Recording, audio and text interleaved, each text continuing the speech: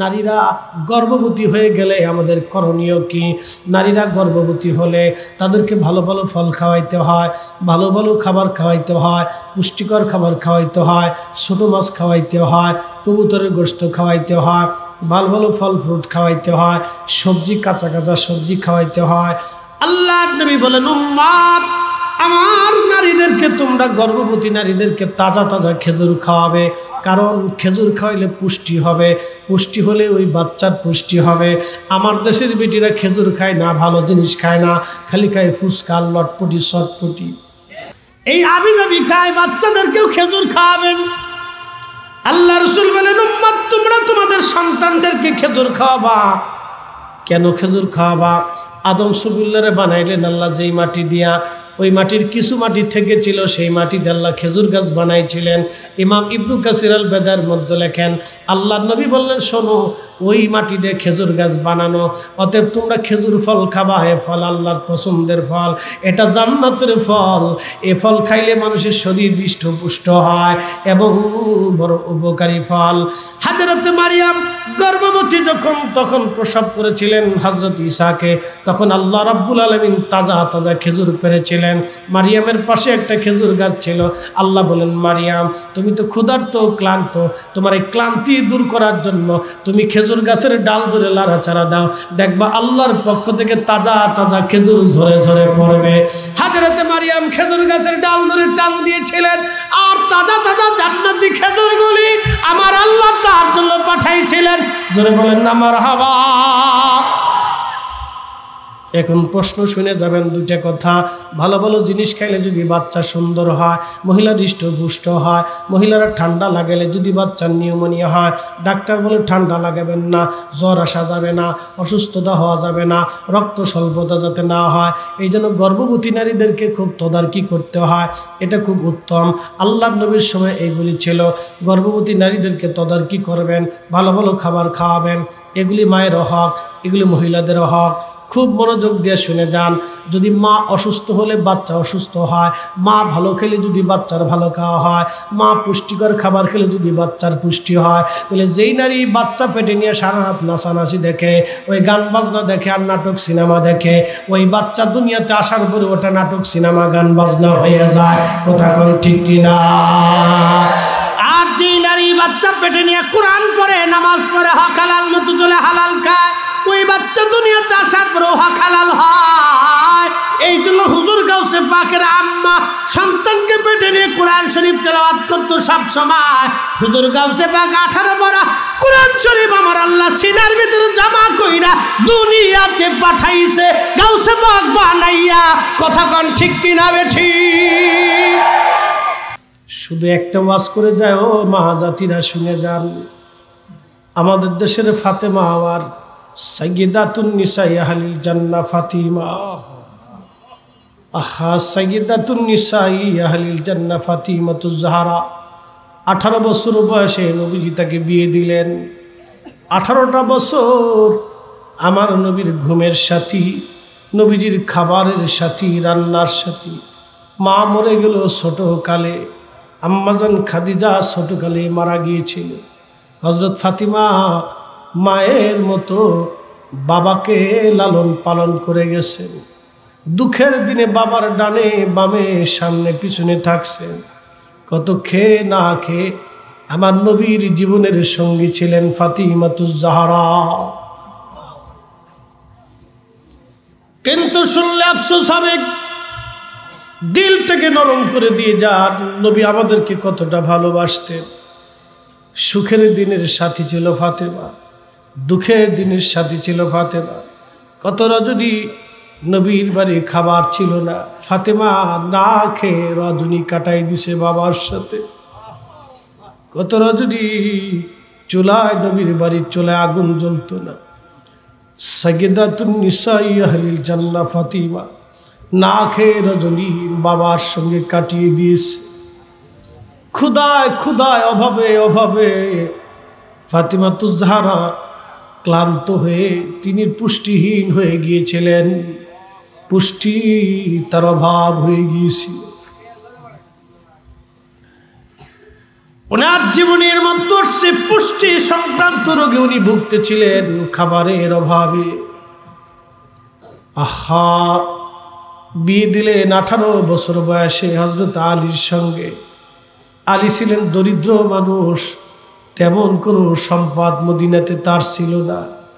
যেই দিন বিয়ে হবে, ও মা জননীরা শুনে যান, ফাতেমার যেই দিন বিয়ে হবে সেই দিন ফাতেমা রাদিয়াল্লাহু আনহা, হযরত আলীর তেমন কোনো সম্পদ নাই, মাত্র একটা লোহার বল্লম ছিল গায়ে লাগায়, যেটা যুদ্ধের পোশাক। নবী আমার বললেন, আলী এটা তুমি বিক্রি করে নিয়ে আসো। কি পরিমাণে সম্পদ হয় দেখো।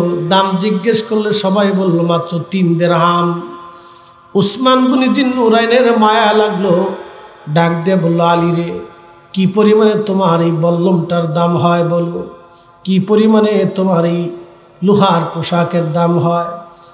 হযরত আলী বলেন, মাত্র 3 দিরহাম দাম হয়। 3 দিরহাম দিয়ে কেন আমার বিয়ে হবে বলো? উসমান গনি ডাক দেখ, আলী রে, সবাই 3 দিরহাম দিলে তো আমি তা দেব না, আমি তোমাকে 270 দিরহাম দিয়ে দিলাম, আমাকে এটা দিয়ে দাও। চিৎকার মেরে জোরে বলেন না মারহাবা।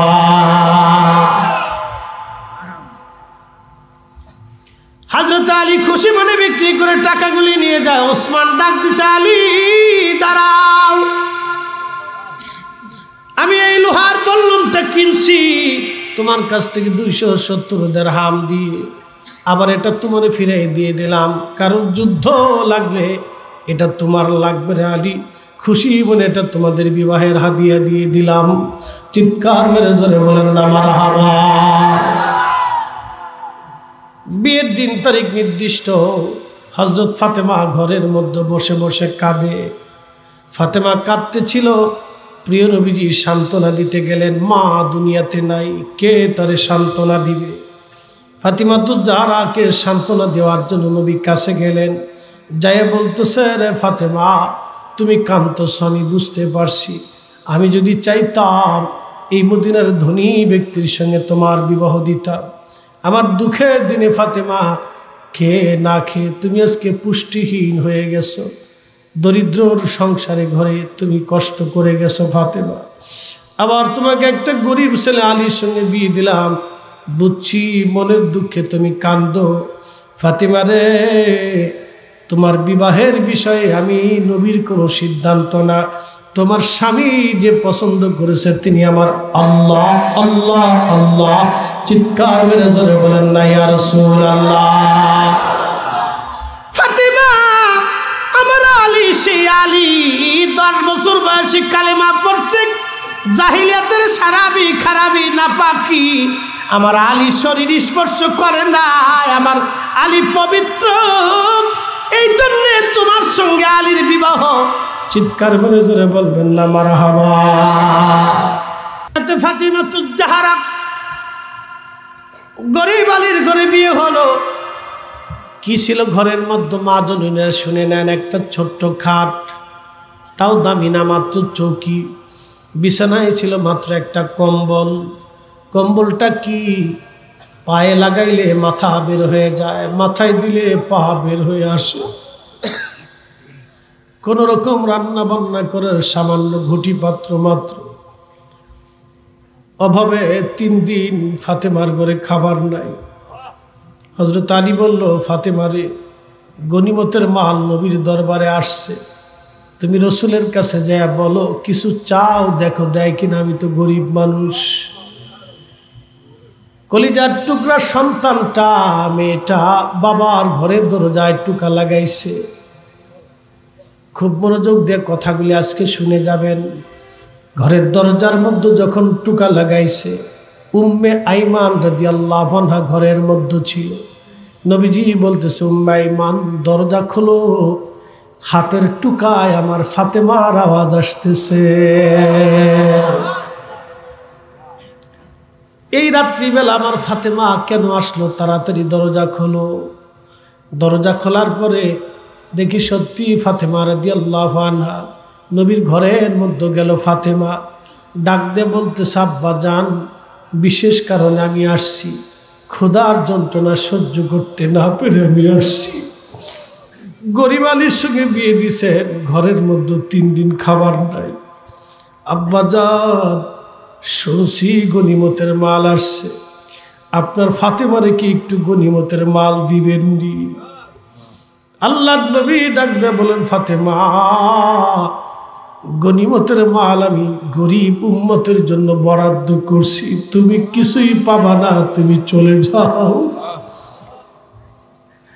কিচ্ছু তুমি পাবা না ফাতেমা, গরিব উম্মতের জন্য বরাদ্দ করছি। আমাদেরকে এইভাবে নবী ভালোবেসে গেছে, উম্মত হয়ে নবীকে কিছু দিতে পারি না। আলীনগর বাসী রে, উম্মত হয়ে নবীকে কিছুই দিতে পারি নাই। হযরতে ফাতেমা কোনো কথা বললেন না, শুধু বলেন আলহামদুলিল্লাহ। চিন্তা করতে পারেন কি পরিমাণে ভালোবাসতে। গরিব উম্মতের জন্য বরাদ্দ করছি, ফাতেমা চলে যাও, কিছুই তুমি পাবা না রে ফাতেমা। হযরত ফাতেমা চলে আসলেন। হযরত আলী বললেন, ফাতিমা রে কিছু হয়েছে নি? বলে না, গরিব উম্মতের জন্য বরাদ্দ, আমাদের জন্য কিছুই নাই। আল্লাহর নবীর ঘর থেকে ফাতেমা চলে আসার পরে সারা রাত নবীজি ঘুমাইতে পারেন নাই। শুধু একবার ডানে আবার বামে, একবার ডানে আবার বামে, একবার ডানে আবার বামে, ডানে আবার বামে। জীবনের কঠিন ক্ষুধার দিনে ফাতেমা ছিল নবীজির সঙ্গী। কত রজনী বাবার সঙ্গে না খেয়ে ঘুমাই থাকছে, কোনদিন ফাতেমা অভিযোগ করে নাই। তার ঘরের বালিশ ছিল খেজুর পাতার ছাল দিয়ে বানানো, খেজুর গাছের ছাল দিয়ে ফাতেমার বালিশ বানানো ছিল। ওই বালিশে মাথা রেখে ফাতেমার জীবন কেটে গেছে। ও নারী, আজকে তুমিও নারী, ফাতেমাও নারী, তুমিও মুসলমান, ফাতেমাও আমার নবীর কন্যা বেটি। ফাতেমার জীবন যদি তোমার মধ্যে আসে গো মা, হাসতে হাসতে ফাতেমার সঙ্গে জান্নাত হবে তোমার। মনোযোগ দিয়ে শুনিয়া যান। আল্লাহর নবী ডানে যায় বামে যায়, ঘুম আসে না। সকাল হয়ে গেল, নবীজি জিব্রাইল আমিন আসছে। আল্লাহ বলেন, জিব্রাইল তাড়াতাড়ি যাও, বন্ধুকে কষ্ট দিও না, আমার বন্ধু কষ্ট পাইতেছে। যাইয়া বলো ফাতেমার জন্য যেন 2টা অপশন আছে। ফাতেমা যদি চায় গনিমতের মাল দিয়ে দিতে বলো, আর যদি চায় আমি একটা দোয়া দিয়ে দিলাম। এই দোয়াটা তাসবিহটা যেন ফাতেমার আলী প্রত্যেক দিন এশার নামাজের পরে করে। এই 10 বার আলহামদুলিল্লাহ, 10 বার সুবহানাল্লাহ, 10 বার আল্লাহু আকবার, এই জিকির যেন ফাতেমা এশার নামাজের পরে করে। এটা ফাতেমা এবং আলীর জন্য বিশেষায়িত ছিল। আমি আল্লাহ ওয়াদা করলাম, এই আমল যতদিন ওরা করবে, ওদের ঘরের মধ্যে আমি মালিক অভাব পাঠাবো না, রিজিক আমি আল্লাহ পাঠাই দেব। আল্লাহর নবী সকালবেলা ফজর পরে দৌড়ে আসছি, ঘরের দরজার মধ্যে টোকা লাগাইলেন। ফাতেমা দরজা খুলে দিলেন। আব্বা জান আসছে, ডেকে বলতেছে, ফাতেমা রে, আল্লাহর পক্ষ থেকে তোমার জন্য সুসংবাদ আসছে। আল্লাহ রাব্বুল আলামিন জানাই দিয়েছেন, তুমি যদি চাও গনিমতের মাল নিতে পারো, আর যদি না চাও তাহলে তোমার জন্য একটা দোয়া আছে। বলে, আব্বাজান কি দোয়া? বলেন। দোয়াটা হলো, রে ফাতেমা, প্রত্যেক দিন এশার নামাজের পরে তুমি 10 বার আলহামদুলিল্লাহ বলবে, 10 বার সুবহানাল্লাহ বলবে, 10 বার আল্লাহু আকবার বলবে। আবার আরেক বর্ণনা সে 33 বারের কথা। এটা হযরত আলীর ইন্তেকালের দিন পর্যন্ত, রজনী পর্যন্ত করেছিলেন। একটা রাতের জন্য তিনি আমলটা কাজা করেন নাই। ফাতিমা, তুমি কি এই দোয়া চাও নাকি তুমি গনিমতের মাল চাও? ফাতেমা ডাক দে বলো, আব্বাজান, আপনার গরিব উম্মতকে গনিমতের মাল দিয়ে দেন, আর ওই দোয়াটা আমার জন্য আপনি রেখে দেন। আমি না খেয়ে থাকতে পারবো, কিন্তু আপনার গরিব উম্মতকে আপনি না খাওয়াই রাখেন না। চিৎকার মেরে জোরে বলেন না ইয়া রাসূলুল্লাহ। সাজ্জাদাতুন নিসাই আহলিল জান্নাহ, সাজ্জাদাতুন নিসাই আহলিল জান্নাহ ফাতিমাতুজ জাহরা রাদিয়াল্লাহু আনহা উম্মতের চিন্তায় তাদের জীবন এইভাবে পার করেছে। আমরা উম্মত হলাম, কিছু দিতে পারি নাই, আমরা উম্মত হইলাম, কিছু করতে পারি নাই। ওই নবীর শান, ওই নবীর মা, নবীর ইজ্জত যারা ছোট করে দেখবে তাদের সঙ্গে আমাদের কোনো সম্পর্ক সখ্যতা নাই। হাত উঁচা করে বলেন ঠিক কিনা? কষ্ট হচ্ছে আপনাদের? অনেক দূর পর্যন্ত চলে আসছি, লম্বা কথা বাড়াবো না, একবারে সরাসরি ডাইরেক্ট অ্যাকশনে ওয়াজ আসছি।